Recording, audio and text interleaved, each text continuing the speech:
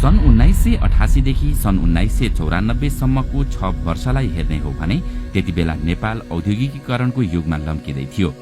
सम्भवतः नेपालको इतिहासमा यो नै तीव्र गतिमा भएको औद्योगिकीकरणको कालखण्ड थियो।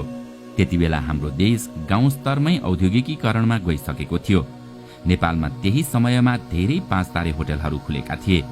त्यही समयमा नगरकोट पर्यटकीय क्षेत्र बन्यो, पोखरामा पर्यटनका पूर्वाधार विकास भए अनि त्यही समयमा लुम्बिनी संसार सामु चिनियो। यति मात्रै होइन, सार्वजनिक यातायातदेखि हवाई यातायात र ठूला ठूला उद्योगको समेत विकास भएको थियो।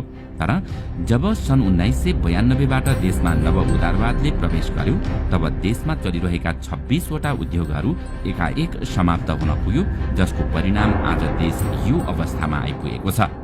दर्शकवृन्द, आउनुहोस् आजको यस श्रृङ्खलामा हामी कुनै समय तीव्र गतिमा औद्योगिकीकरण भइरहेको देशको अर्थतन्त्र के कारणले तहस नहस बन्न पुग्यो, आज हामी यसैको बारेमा विशेष चर्चा गर्नेछौँ। सन् 1992बाट जब देशमा नव उदारवाद आयो, तब यहाँ चलिरहेका 26 वटा उद्योगहरूलाई एक एक गरी समाप्त पारियो।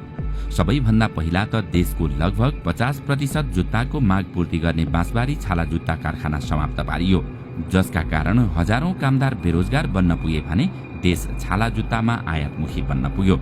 यसै गरी 67% कागजको माग पूर्ति गर्ने देशकै महत्वपूर्ण भ्रिकुटी कागज कारखाना समाप्त भएसँगै यसले पनि देशको अर्को आर्थिक क्षेत्रमा वज्रपात निम्तियो। जबकि भ्रिकुटी कागज कारखानाले उत्पादन गरेको कागज बंगलादेश र इन्डोनेसियाले समेत कार्ड र नोट छाप्न आयात गर्ने गर्दथे। त्यो कागज धेरै स्तरीय थियो। बंगलादेशले विशेष प्रकारका कार्ड छाप्नका लागि नेपालमा उत्पादन भएको कागज प्रयोग गर्दथ्यो। त्यो कारखाना समाप्त पारिएपछि अर्घाखाँची, गुल्मी, गोर्खा, पाल्पा, स्याङ्जा लगायत जिल्लाका बाबियो उत्पादन गरेर धनी हुन लागेका किसानको गरी खाने बाटो नै बन्द भयो। देश लगभग औद्योगिकीकरणमा गइसकेको थियो। त्यसलाई ध्वस्त पार्न निजीकरणका नाममा नाफामा चलेका बालाजु औद्योगिक क्षेत्र अनि हेटोडा औद्योगिक क्षेत्रका कपडा उद्योगहरूलाई समाप्त पारियो। यसले पनि देशको ठूलो मात्रामा कपडाको मागलाई पूर्ति गर्दथ्यो। यसै गरी सस्तोमा सामान ढुवानी गर्ने हेटौडादेखि काठमाडौँसम्मको रोपवे समाप्त पारियो। त्यसपछि विराटनगर जुट मिल समाप्त पारियो, जनकपुरको सुर्ती उद्योग समाप्त पारियो, कोहलपुरको कटन खेती र उद्योग समाप्त पारियो, बुटवलको धागो उद्योग समाप्त पारियो। पूर्ण गतिमा सञ्चालनमा रहेका उद्योग धन्दा एकपछि अर्को गर्दै ध्वस्त पारियो। विराटनगरका जुट मिल बन्द भएपछि झापा, मोरङ, सुनसरी र उदयपुरसम्मका सनपाट उत्पादन गर्ने किसानको रोजीरोटी नै बन्द हुन पुग्यो, जहाँबाट मानिसहरूले मनग्गे पैसा कमाइरहेका थिए। वास्तवमै भन्नुपर्दा त्यति बेला नै झापा र मोरङका किसानहरू धनी बन्दै गएका थिए, किनकि त्यति बेला 1 क्विन्टल धान बेच्दा 1000 कमाउन मुस्किल थियो भने त्यही किसानहरूले 1 क्विन्टल सनपाट बेच्दा 3 देखि 6000 रुपियाँ आरामले आम्दानी गर्ने गर्थे। त्यसकारण उनीहरू एकपटक धान खेती गर्ने गर्दथे भने एकपटक सनपाट खेती गर्ने गर्दथे। ती उद्योग बन्द भएपछि सनपाट खेती पनि समाप्त भयो। उद्योग बन्द गराउने काम जानाजानी गराइएको थियो। जनकपुर, महोत्तरी र सर्लाहीमा सुर्ती उद्योगहरू थिए। जनकपुर र अन्य चुरोट कारखानाहरू बन्द गरिएपछि सुर्ती खेती पनि समाप्त भयो। वीरगञ्जको चिनी कारखाना बन्द गरेपछि उखु खेती समाप्त भयो। त्यसपछि सर्लाही र जनकपुरका मानिसको आर्थिक अवस्था कमजोर बन्न पुग्यो अनि बुटवलको धागो उद्योग बन्द गरिएपछि कोहलपुर, बाँके, बर्दियामा उत्पादन हुने कटन व्यवसाय समाप्त भयो, जसले गर्दा त्यहाँका मानिसहरू गरिब र बेरोजगार बन्न पुगे। पश्चिम कञ्चनपुरमा टर्पेन्टाइल उद्योग थियो र त्यहाँ सुदूरपश्चिमबाट सल्लाको खोटो ल्याएर तेल उत्पादन गरिन्थ्यो।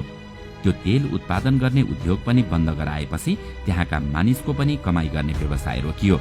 यसरी देशमा नव उदारवादको आगमन भएसँगै देशलाई टाट पल्टाउने काम सुरु गरियो। सन् 1997 देखि घट्दै गएको देशको औद्योगिकीकरण सन् 2005मा आइपुग्दा सरकारी स्वामित्वमा स्थापित धेरै उद्योगहरू समाप्त भइसकेका थिए। त्यसो त देश यो अवस्थामा आइपुग्नुको मुख्य कारण त्यति बेलाको अर्थनीति नै मुख्य जिम्मेवार थियो। तर त्यसको विरुद्धमा कसैले आवाज उठाएन, विश्वविद्यालयहरूले अनुसन्धान गरेनन् अनि सञ्चार माध्यमहरूले पनि कहीँ कतै त्यसको विरुद्धमा लेखेनन्। मतलब नव उदारवादले देश कहाँबाट कहाँ पुग्यो कसैले सोचेनन्। वास्तवमा भन्नुपर्दा नीति र सिद्धान्त भन्ने कुरा आफ्नो देश र माटो सुहाउँदो हुनुपर्छ, न कि अरूको अनुकरण। सन् 1938मा जर्मनका अर्थशास्त्री अलेक्जेन्डर रुस्टोभले पहिलो पटक उदारवादको नामाकरण गरेका थिए। सन् 70 र 80को दशकमा यसलाई नव उदारवादको सट्टा खुल्ला बजार भन्ने गरिन्थ्यो। तर मिलिटरी शासक पिनोसेले चिलीमा सन् 1980मा गरेका आर्थिक सुधारपछि यसलाई पुनः नव उदारवाद भन्न थालियो। नव उदारवाद उदारवादको संशोधित रूप हो। नव उदारवादमा आर्थिक उदारीकरण, विश्वव्यापीकरण, निजीकरण, अर्थतन्त्र र समाजमा निजी क्षेत्रको भूमिका बढाउन सरकारी खर्च कटौती, स्वतन्त्र बजार र खुल्ला अर्थतन्त्रको अवधारणाको विकास गरिएको हुन्छ। अझ सरल शब्दमा भन्ने हो भने उदारवाद भन्नाले सरकार भन्दा बजारलाई, सामाजिक र सांस्कृतिक मान्यता भन्दा आर्थिक लाभ र सामूहिक क्रियाकलाप भन्दा निजी व्यवसाय उद्यमलाई प्राथमिकता दिने आर्थिक प्रणाली हो। उदारवादको अर्को अर्थ पुँजीलाई स्वतन्त्र आवत जावत गर्न दिने हो। जस्तो धनीहरूलाई कर कम गर्दा उनीहरूसँग भएको पुँजी लगानी गर्न अरू उत्प्रेरित हुने र जसले गर्दा रोजगार सिर्जना भई अर्थतन्त्र सबल हुन सक्छ भन्ने नीति हो। उदारवादमा नियम कानूनलाई सहज गरी निजीकरणको नीतिले एकाधिकार तोडी प्रतिस्पर्धा हुने भएकोले राजस्व बढ्ने, मुद्रास्फीति कम हुने र रोजगारी बढ्छ भन्ने मान्यता राखिन्छ। स्वतन्त्र व्यक्ति र स्वतन्त्र बजार, राजनीतिक र आर्थिक दुवै क्षेत्रमा मानिसले स्वतन्त्रता पाउनुपर्छ भन्ने विचारधारा नै उदारवाद हो। तर विडम्बना, त्यो स्वतन्त्रता कसरी बिस्तारै घाँटी निमोट्ने प्रतिस्पर्धामा विकसित हुन्छ र मानिस चर्को वर्ग विभेदको शिकार हुन्छन् भन्ने कुरामा यस विचारधाराले खासै चासो राख्दैन। उदारवादी विचारधारामा राजनीतिक स्वतन्त्रतालाई लोकतन्त्र र आर्थिक स्वतन्त्रतालाई बजार अर्थव्यवस्थाले व्यक्त गर्दछ। नेपालमा नव उदारवाद। आजको समयमा नव उदारवाद संसारको केही सीमित देश बाहेक सबै देशहरूमा प्रवेश गरिसकेको छ। कुनै समय बेलायतले जसरी नव उदारवादको अवधारणा अँगाल्दा आर्थिक विकास गर्न सफल भयो, वर्तमान समयमा नेपालले पनि त्यही अवधारणा हुबहु अँगाल्दा आर्थिक विकास हुन्छ भन्नु बिल्कुल गलत हो। किनकि नेपालमा बेलायतको जस्तो आर्थिक पूर्वाधारको विकास भएको छैन। किन्सको सिद्धान्तमा बेलायतले सन् 1945 देखि 1970 सम्म व्यापक आर्थिक सुधार गरी आर्थिक वृद्धि गर्न सफल भएको थियो।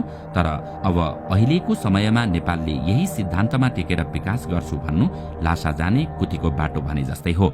बिना टेक्ने ठाउँ नव उदारवादबाट कदापि आर्थिक विकास सम्भव छैन। यसको गतिलो उदाहरण अर्जेन्टिना जगजाहेर छ। सन् 1976मा अर्जेन्टिनाका सैनिक शासक मार्टिनेजले नव उदारवादको प्रारम्भ गरेका थिए। उनी वित्तीय कटौती योजनाको लक्ष्य अन्तर्गत पैसा छाप्न कम गरी मुद्रास्फीति कम गर्न चाहन्थे। यसको लागि तलब स्थिर राखे, तर पनि मुद्रास्फीति कम गर्न उनी असफल भए, जसले गर्दा काम गर्ने वर्गको कुल तलब कम हुन पुग्यो। खुल्ला बजार नीति अनुरूप भन्सार खुल्ला गरिदिए यसले विदेशी सामान आयात गर्न सजिलो भयो। तर यसको सबैभन्दा ठूलो असर अर्जेन्टिनाका घरेलु उद्योगमा पर्न गयो, जसले आयातित वस्तुहरूमाथि प्रतिस्पर्धा गर्न सकेनन्। जब वित्तीय क्षेत्रको नियन्त्रणमा कमी गरियो, तब यसले छोटो अवधिको लागि आर्थिक वृद्धि त ल्यायो, तर केही समयपछि सबै पुँजी अमेरिकातर्फ पलायन भयो। नव उदारवादको नीतिले गर्दा अर्जेन्टिनामा सन् 1975मा 9% भएको गरिबी बढेर सन् 1982मा 82% सम्म पुग्यो। सायद धेरैलाई थाहा नहोला, नेपालमा नव उदारवाद भित्रिनु अघिसम्म नेपालले अफगानिस्तान, इरान, क्युबा लगायतका देशमा चामल बेच्थ्यो। त्यति बेलासम्म पनि हामी तरकारी बाहिर पठाउँथ्यौं, मासु विदेशमा निर्यात गर्दथ्यौं। हो, त्यति बेला नेपालमा पञ्चायतको शासन थियो। त्यति बेला वाक स्वतन्त्रता थिएन, तर हामी हाम्रै घरेलु उत्पादनमा निर्भर थियौं। नव उदारवादपछि देशमा अनेक थरी राजनीति भित्रियो। जनताले लोकतन्त्र त ल्याए, तर देश झनै छाडातन्त्रमा गयो, जसले जति बेला जे बोले पनि हुन्छ भन्ने भयो, बोलीको कुनै महत्त्व रहेन। जसले जे गर्दा पनि हुन्छ भन्ने भयो, कसैको नियन्त्रणमा कोही रहेन। नव उदारवादको असर देशको घरेलु उत्पादन समाप्त हुन पुग्यो। राज्यको मुख्य आय नै विदेशी वस्तुमाथि लगाइने कर बन्न पुग्यो, जसको असर नागरिकहरूले एउटै वस्तुमा कैयौं पटक कर तिर्नुपर्ने अवस्थाको सिर्जना भयो। नव उदारवादको असर यस्ता राजनीतिक दल आफ्नो फाइदाका लागि आफ्नो विचारधारा डस्टबिनमा फ्याँक्न तयार भए। यस्तो लाग्छ कुनै समय उनीहरूको नारा समाजवाद र साम्यवाद फगत जनताका अघि राखिएको बिक्रीको माल थियो। जब उनीहरू सत्तामा पुगे, तब उनीहरूको विचारधारा एकाएक तुहिन पुग्यो। यसको ताजा उदाहरण त हामीले पछिल्ला गठबन्धनहरू नै देख्न सक्छौं। कांग्रेसले समाजवादको राजनीति समाप्त पार्यो भने कम्युनिस्टले मार्क्सवाद लेनिनवादको विचारधारा नै बिर्सिन पुगे। न आज कांग्रेससँग आफ्नो विचारको बीच छ, न त यता कम्युनिस्टसँग विचारको बल नै छ।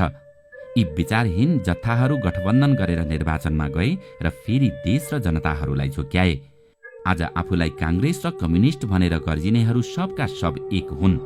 हेर्दा गुड र गोबर उस्तै देखिएला, तर यिनीहरूको महत्व प्रयोगपछि मात्रै थाहा हुन्छ।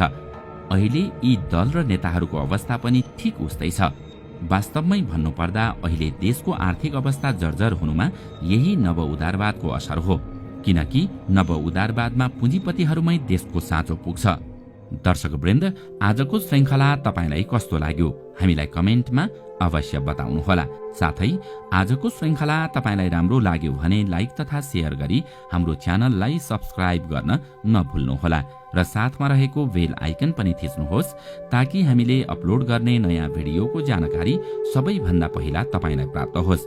आजका लागि यति नै। अर्को भिडियोमा अझै रोचक तथ्य लिएर आउने नै छौं। तबसम्मको लागि बिदा दिनुहोस्। नमस्कार।